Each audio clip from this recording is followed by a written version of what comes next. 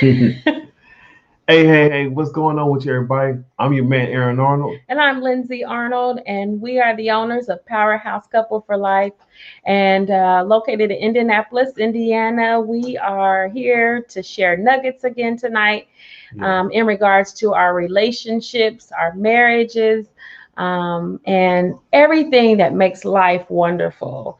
Definitely, these are principles that we believe in and that we live on a daily basis, is that we want to share with everyone and letting them know this is what it really does take in order for you to have relationships, not only in your house, but even outside. That this knowledge can be really well wrapped around just in how you are conducting life. And so we're excited tonight.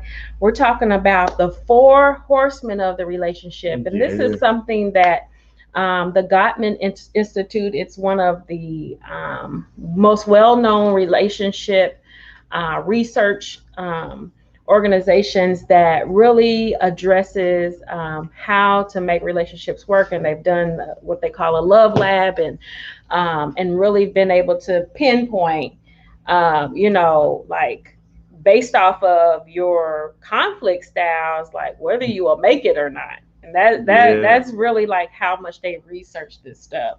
And so we come to bring the four horsemen of conflict styles in regard to. Last night we talked about the three darts, and then tonight we're talking about from Gottman's perspective, their research in regards to conflict styles and some ways that you can really strategize and counteract those things when they do arise. Because I'm sure that you will identify yourself in them, in one of the four horsemen, and definitely be like, okay, yeah, I do need to take this approach the next time that yeah. conflict arises. So go ahead, husband. So the four horsemen is the first one is criticism. Okay, and criticism is more that's like a personal attack on your partner. Okay, and it's on an attack of your person of the person character, about who they are, Mm-hmm. and that creates a lack of lack of safety, and then also contempt. It's a really like a form of disrespect. Okay, and it's a form of disrespect of through the words, your sarcasm, jokes, and body language, rolling the Yeah, eyes and yeah, things of that sort. And I'm sure that hey, a lot of people do that. yeah, So it's really important that hey, really how we attack that. Also, the defensiveness, and defensiveness is a two part within in a relationship, and both of you as a partner, they y'all attack each other, and then also one is either counterattacking or then the playing victim and then shooting it back and making the other person and blaming like, oh, it's me, this and that. So why you shooting at me, type thing. So I mean it's crazy. yeah, I mean it's real. I mean I kind of laugh it off. I mean sometimes gotta have some humor with things, but man, it's real in how that yeah. works. And then also stonewalling. Mm-hmm. Stonewalling is the whole the rejection, the withdrawing, the backing out, and just totally just Yep. ignoring the whole thing altogether and just isolating itself. So I'm gonna let the wifey really go into detail in each of one of these and really how to antidote and how to dissolve this, because I'm Mm-hmm. sure, I mean, even we all have played this some part in this. Yes, So absolutely. And I think it really stems. We could say it stems from just negative thoughts about our partner that really flares up when you get into a conflict. And then you're really not even attacking the issue, but you begin to really attack the things that you have been thinking about that are not the qualities of this person in which you initially got together yeah, about. And so you really do have to step back and think about whatever area it is, whether it is the, criticisms that you do have, and you're thinking that it's okay. For me, it was, in the beginning of our relationship with sarcasm for Aaron, that didn't work for him. Being sarcastic, it definitely, he let me know right off the bat, I don't do sarcasm. I don't find it funny, and I'm not gonna do that. I've dealt with that, in my childhood and growing up, and I don't need that from you, somebody that loves me, to be that way. And then in regards to, I have to say, I really related to the defensiveness. When conflict come up between us, that, yes, I would be very defensive about my own perspective, and not really even hearing him, or not even really understanding his perspective and where he was coming from. And it does really stem from the fact that, yeah, you know um, you do have to see the other person's perspective when you're you're trying to defend something that you believe or think about.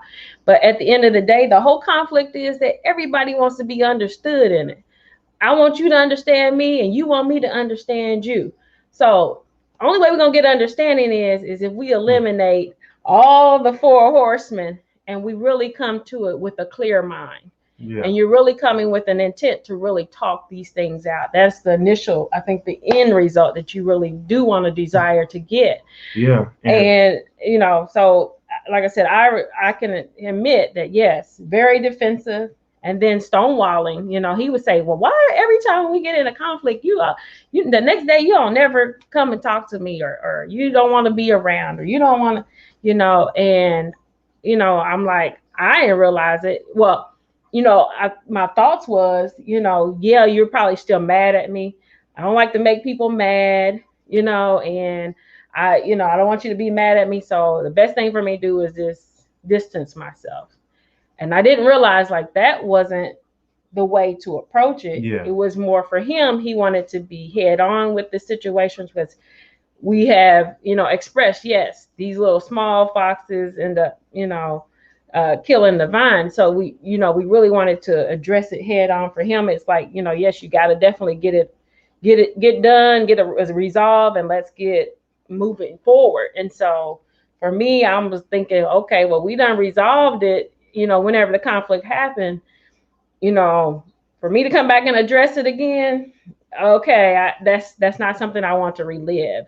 But for him, it was more or less of a closure, if I'm speaking right, to say, hey, let's make sure that we're on the right track going forward, and that we don't return to this place and moment.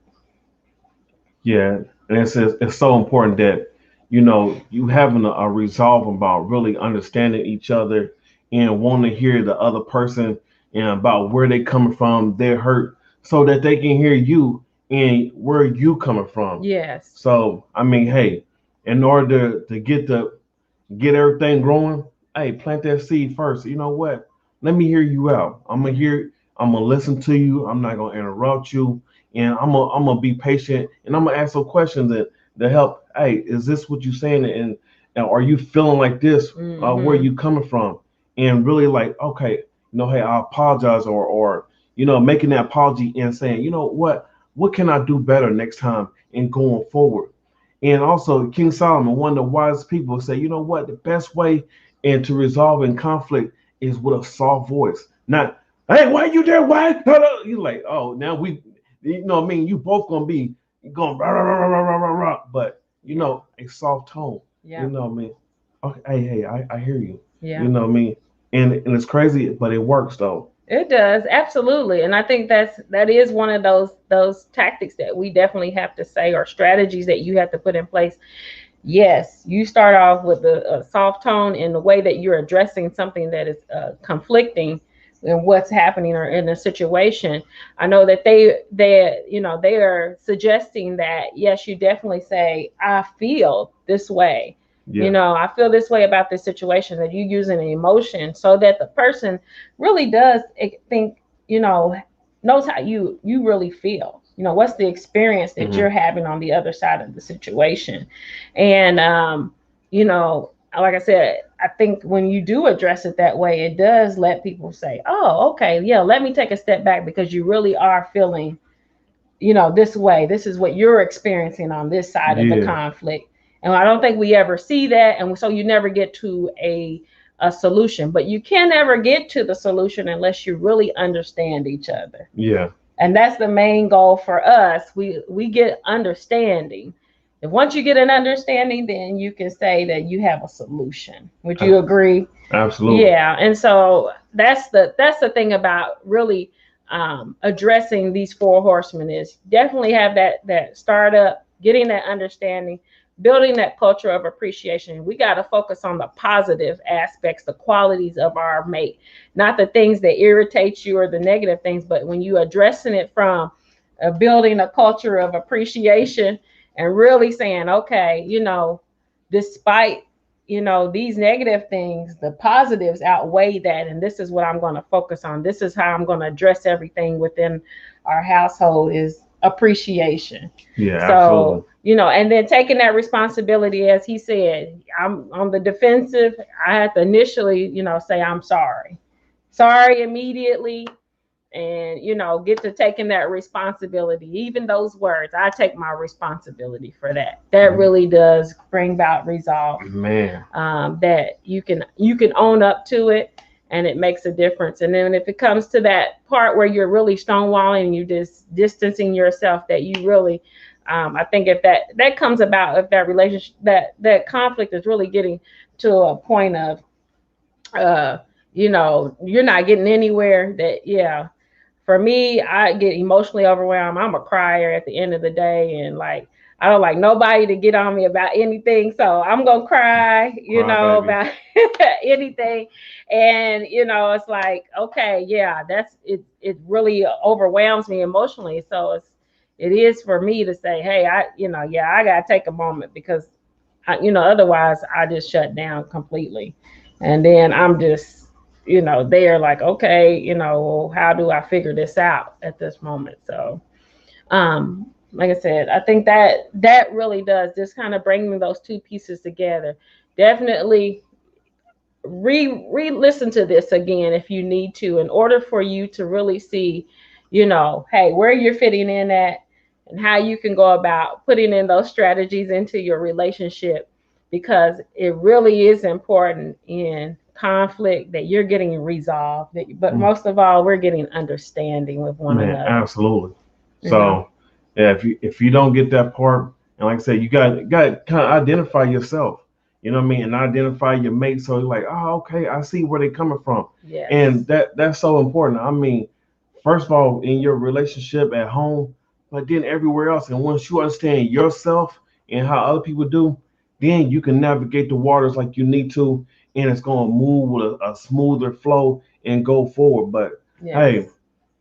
conflict, if you don't resolve it in your home, it's gonna be crucial. I mean, you gotta you going to sleep with this person, Yeah. you coming home to this person. Yeah.